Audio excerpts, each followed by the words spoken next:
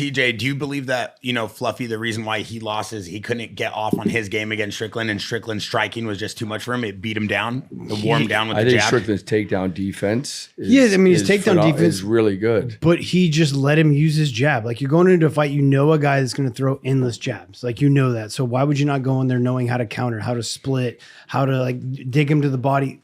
Strickland pulls his hands away from his face. He does a good job parrying, but he pulls his hands away from his face a lot. So why not stick the body and then come back up with the overhand right, left hook and get his hands away from his face? He played Strickland's game. He stood at the distance, get hit with the jab the entire time rather than countering it when he could have countered it all day long. Parillo, what do you got? Hey, technically, I can feel what you're saying. I watched Sean Strickland in the gym. He came over to Ruka since he was 22 years old. Yeah. He sparred with Bisping dozens of times. Yeah. Nobody gets it. It's such a frustrating style from the outside to watch your guy against and watch other guys. Strickland, because it does. What he's saying, you're right, but he gets away with it. Some people get away with it.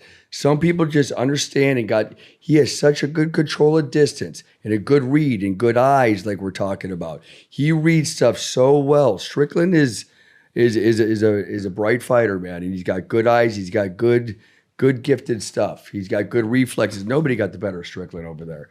Bisping, of course. You know what I mean? Moses would give him some work. You know what I mean?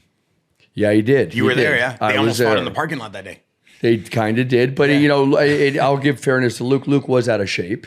You know what I mean? Yeah. But at the same time, he was a problem for Luke. He's a problem for everybody. But is the problem that Strickland opposes on people? I'm going to try to get back to TJ because I know TJ's adamant about a lot of technical things. He's a very technical guy. He's gifted himself. He's got great eyes himself as well. But the thing about Strickland is funny, and that's probably what will kind of pose a little bit of a threat, but I think Strickland also is really good on the ground, what people haven't seen. It's just a matter of him committed to it. Gets up on everything. It's crazy. And he doesn't have a lot of experience, on the ground, too. That's his only downfall, because I'm sure you guys know when you haven't been on the ground grappling in a fight for 3 or 4 fights. I was just getting flashbacks of training before the podcast. He got ragdolled by Hamzat Chimaev. Come on, let's not say that. What? Is that bad? I mean, no, but it doesn't need to be public information. TJ said that he had his elbow in your neck for 10 straight minutes. You don't have to make this public information. TJ probably can answer this best. If you're going fight to fight and you haven't spent a lot of time in a heavy dominated grappling fight, it's almost it's almost not that you're green to it, but now you're there, it's going to exhaust you a little bit more as well. 100%.